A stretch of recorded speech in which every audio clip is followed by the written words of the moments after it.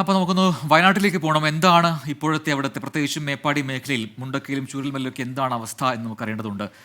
അവിടുത്തെ പുനരധിവാസത്തിനായുള്ള കേന്ദ്ര സർക്കാർ ആവശ്യപ്പെട്ട മെമ്മോറാണ്ടത്തിന്റെ ആദ്യ ഭാഗം സമർപ്പിച്ചു എന്നാണ് ഇന്ന് പുറത്തു വന്ന ഏറ്റവും പ്രധാനപ്പെട്ട വാർത്ത. പുനരധിവാസത്തിന് കൂടുതൽ പണം ആവശ്യമെന്ന് ചീഫ് സെക്രട്ടറി വി വേണു പറഞ്ഞു. ദുരന്തബാധിതരോട് അനുകമ്പ കാണിക്കണമെന്നാണ് ബാങ്കുകൾക്ക് ഹൈക്കോടതിയുടെ നിർദ്ദേശം. ദുരന്തബാധിതരോട് അനുകമ്പ കാണിക്കണമെന്നാണ് ബാങ്കുകളോട് ഹൈക്കോടതി നിർദ്ദേശിച്ചത്.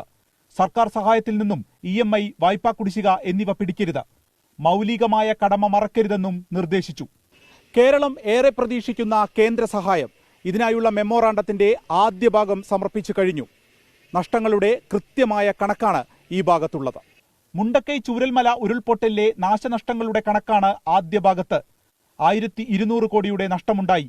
236 വീടുകൾ പൂർണ്ണമായും 346 വീടുകൾ ഭാഗികമായും തകർന്നു. നഷ്ടപ്പെട്ട പ്രധാനപ്പെട്ട ക്രിട്ടിക്കൽ ഇൻഫ്രാസ്ട്രക്ചർ, നമ്മുടെ ആ പാലത്തിന്റെ പണിയൊക്കെ എത്രയും പെട്ടെന്ന് തുടങ്ങണം. ഉപജീവനത്തിന്റെ കാര്യത്തിൽ ഇതുമായിട്ട് തന്നെ കണക്ഷനൊന്നും ഇല്ലാതെ തന്നെ ഉടൻ തന്നെ ഉപജീവനത്തിന് വേണ്ടിയിട്ടുള്ള സംവിധാനങ്ങൾ ഒരുക്കണം. ഇന്ന് നടന്ന പുനരധിവാസ കൂടിയാലോചനാ യോഗത്തിൽ ചീഫ് സെക്രട്ടറി അടക്കമുള്ള ഉന്നത ഉദ്യോഗസ്ഥരും ജനപ്രതിനിധികളും പങ്കെടുത്തു. താൽക്കാലിക പുനരധിവാസത്തിലെ പ്രശ്നങ്ങളും നേരിടുന്ന പ്രതിസന്ധികളും ദുരന്തബാധിതർ യോഗത്തിൽ ഉന്നയിച്ചു. മേപ്പാടിയിൽ നടന്ന പ്രത്യേക തൊഴിൽ മേളയിൽ 67 അപേക്ഷകൾ ലഭിച്ചു.